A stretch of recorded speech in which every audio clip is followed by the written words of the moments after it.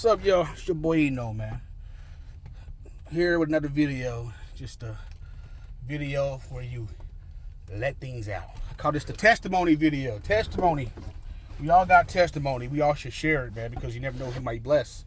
To the 2 or 3 people who might watch this, if I could bless those 2 or 3 people, man, motivate them to become something bigger and better than what they imagine themselves. I hope they themselves will become. You know, some people need a push. I needed a push. I grew up with 3 brothers and a sister. Mom married 3 times. You know what I mean? Of course, those other 2 men, my stepfathers, never really looked at them as my real father. They my real father. You know, respected them, but never looked at them as my real father. So it's kind of like, you know, I didn't have a lot of motivation, man. You know, my stepfather was a mechanical engineer. My mom, she did nursing. She wasn't an RN, but it's the other one. It's the one before that. I think I don't know, before the RN. But she did nursing, and I remember she was always sick. You know what I mean? She was sick. And my stepfather told her, "Look, you ain't got to work," so she stayed home. You know, saying all that just to see, this is where we came from. From the time I was born till I was about 14, we lived in every hood in the Midwest, man. I could tell you what city I'm from, but the city that I was from we lived in darn near every hood up until I was like 15. At 15 years old, we moved to the lower suburb area. A bunch of old 2210 to 2214. Sorry, y'all. Bunch of old people and hardly no kids, man. And the lower suburbs, man. So we got a taste of it. You know, we was out the hood, got a taste of it, and it was interesting. It was boring, but it was interesting, man. And then we moved on from there to kind of like the lower middle class to kind of like the middle class, you know, area. You know, houses are way better, bigger. You know what I mean? So I experienced that, moved from a hood, low to middle class. And then after my stepfather divorced, you know, by that time they divorced, I was already grown and gone. So I'm gonna just tell you my testimony, man. You know, going through all of that, seeing what I saw, I still didn't have motivation. I didn't. You know what I mean? I was that kid. I'm an introvert. So as an introvert, we don't really say much. Stuff that we want to say, we don't say it. Afraid it might hurt somebody's feelings, or we might get prejudged or something like that. I didn't trust a lot of people. You know, in this world, I'm telling you right now, guys, in this world, it's who you know. You can go to college, you can get your degrees, you can do all the training. At the end of the day, it's who you know. I know so many people that got jobs because of who they knew. Got put in positions because of who they knew. And it requires you to use your verbiage to talk to people. As an introvert, I'm 37 years old. I'm still learning that. Talk. You gotta talk. You gotta talk. You know what I mean? People gotta know that you're not weird. Just because you're quiet, people gotta know that you're not weird. So my testimony is, I worked, before I met my wife, I said I was working 2 jobs, like at a video store and like at a grocery store. And I talked to my wife, and I met her when I was 20, and she's like, "What do you want to do for your life?" I said, "Well, I don't know." You know what I mean? I was in college at that time, but I really didn't have nothing pinpointed I wanted to do. My career goal was to be a gym teacher, and gym teacher is because I wanted to become a coach, and I just wanted to basically stick with sports. Gym teacher, coach, and that was it. That was my career goal. You right? Found out that gym teachers do not make a lot of money unless they're on like high school level or above. They don't make a lot of money. So I said, okay, you know what I mean? I don't know what else I can do. I studied criminal justice, and I did that. And someone said, "What do you want to do?" I said, either probation officer or parole officer. You know, I looked it up. The most stressful jobs, probation. I said, "Oh, dang, I ain't doing that." I just didn't have any type of motivation of what I really want to do. You know, like a doctor or you know, engineer. I just didn't have that type of motivation. So I said, well, what about I become a security guard? You know, security guards are pretty decent, you know, especially the ones that are armed. Became a security guard. I did that for like 6-7 years. My wife said, "Okay, so what's your end-term goal?" I said, "I can work 2 jobs for the rest of my life." You know what I mean? At that time, I was making like $11 an hour. It's back in 2007. Make $11 an hour for one job. The other job I was making like $9. I said, I'm good. She said, well, eventually I want a house. I want a big house. And you're talking about you want a lot of kids. Well, we're going to need a big house. Eventually, I want 2-3 cars. And at that time, she was in college, and I said, well, we're going to ride on you. You the education person. We're going to ride on you. Once you finish your education and do your thing, maybe I could do my thing after that. And I didn't know what I wanted to do, man. She graduated. She did her thing. I was like stuck. She said, what are you going to do? She said, why don't you just take that experience you have and become a police officer? At this time, I'm like 24, 25. I injured my back in high school at 17 years old.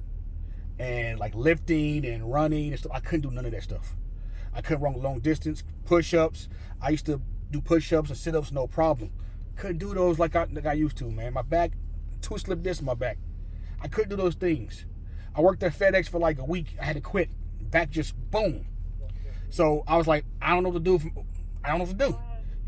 I can make a career out of warehousing, but that requires a back. That's the easy way out for a lot of people who don't know what they want to do, and people who don't want to go to college. They do warehousing. You can make pretty good money warehousing. It's going to take a lot of years out of your life. But I said, I don't know.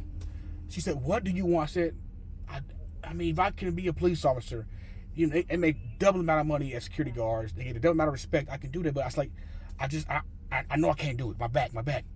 I spoke to my uncle about it. He said, you know what, nephew, I took Tylenol all the time, almost every day during training because of my bad knees.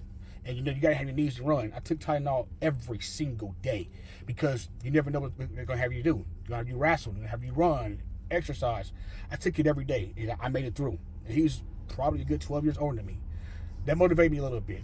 My wife said, look, if you want something, stop making excuses. Just go after it. Stop making excuses. She said, or else we ain't gonna get this house that we want. We don't get this that we want. At that time, I felt like a failure. I told her this. Now, I've been real with her. I said, if I get 30 years old, become 30 years old, and we don't have a house and all that stuff that we're trying to get, you probably need to divorce me because we're not going to get those things.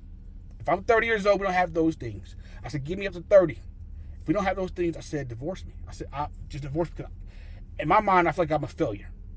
I feel bad. I couldn't do the things that she wanted. She always dreamed about this and having this. And that's how I felt. And I meant that. I really meant that. At this time, we had 2 kids. So what happened was, I'm still a security guard. I tried out for a deputy. I tried out for it like in 2011. I passed certain tests. Got to the background check. I said, all right, background check. They say they check your credit, they check your background, make sure you've been arrested. I said, I'm good. My credit's probably jacked up. Outside of that, I'm good. While like 2 weeks into the background check, I get to a car accident. I back up, hit a car. Get to a car accident. I didn't have any insurance. At that time, I really couldn't afford it. I didn't have any insurance. The lady, of course, made a police report. Police. Hey, I do. We're looking for somebody for the round time. When I told them that I didn't have, insurance, my license automatically got suspended for 90 days. Automatically got suspended for 90 days. I told my wife that. Why, like 2 weeks later, the background check comes back. Sorry, you failed a background check. I'm like, what? Failed a background check? You can't call them and ask them why. They won't tell you. I'm like, come on. What's going on? I told my wife, I said, that was our chance right there. That was it. I don't know what else to do for the rest of my life. I said, I thought I wanted to cry. Like I said, I'm like 26 at this time. I'm like, I don't know what to do, Lizzie. I don't know what to do. I'm stuck. And she's like, you know what? Don't give up. Do it again. That could have been, the reason why, because it could have been because you got to an accident, your license was suspended. That could have been, a reason. I said, I don't know. It could have been not. I don't know. I said, my credit, I can't fix my credit that quick. I got to have money to pay these things off. I said, so I can't do that. I don't know what to do. I'm thinking it's my credit and whatever else. Because I had nothing else wrong. So I had to wait like a year or 2 years. 2013. I said, well, let's try it again. I tried it again. Passed the same test. Boom. Physical test, written test, interview. Get to the background again. I'm nervous as heck. My wife's nervous. She said, just be patient, be patient. My mother-in-law, thank you. My mother-in-law kept saying, no news is good news. And I said, what? I never heard it before. No news is good news. And I was like, all right, whatever. I'm panicking. I'm like, man, I don't know, man. This might not happen. I don't know. It probably ain't going to happen. All of a sudden, I get an email back said, congratulations, you passed the background check. Now we're going to schedule you for an investigator to come out to your house and talk to you, this, that, and third. Background investigator and stuff. Woo! I told my wife that it was crazy. It's like a lot of things off my chest. And I said, honey, I wasn't going to do it. I said, if you didn't push me to do that, I wasn't going to do it. Passed the background check. The investigator come out. They do the investigation stuff, whatever. And we didn't hear nothing. I mean, we didn't hear nothing for months. I mean, months. And the background is, I think that's the last thing. After that, you're basically in. She told us, she said, the background investigator later told us, don't worry about it. You got it. You know what I mean? This is the easiest check in the world. You got it. Don't worry about it. You know what I'm saying? After this, you're in there. And I was like, okay, cool. We didn't hear anything for months. I told my wife, I said, I don't know what's going to happen. Me and my wife was talking about moving out of state to Tennessee. And I said, I don't know what to do. I mean, I'm waiting on them, but I don't know. I said, we got to make a move. Our lease is coming up, ending in like 2 months. I said, we got to make a move. I go out there to Tennessee, interview.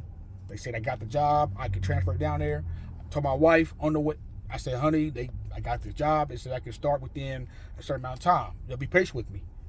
The minute I returned back from Nashville and came back home, I mean, I'm not joking. It's the testimony, guys. The minute I pulled my car. This is crazy. I can't make this up. Pulled my car to the house. My little brother was with me. He went with me. Put the car to the house.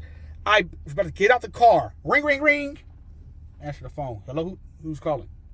Is this Antoine, blah, blah, blah? Yes. Yes, this is blah, blah, blah, blah, sheriff's office. We want to know if you're still interested. What? Yeah, the academy begins this day, blah, blah, blah. Make sure you have this, make sure you have that, make sure you have that. I was like, whoa, what? No way. I was like, oh my God. I was sitting there like going crazy. Hang the phone up. Happy. I told my brother. I was like, he's like, what? I was like, yeah. Told my wife. Everybody's going crazy. My wife said, well, I guess we're not going to Nashville. I guess we're not, man. You know what I mean? Patience, testimony, patience.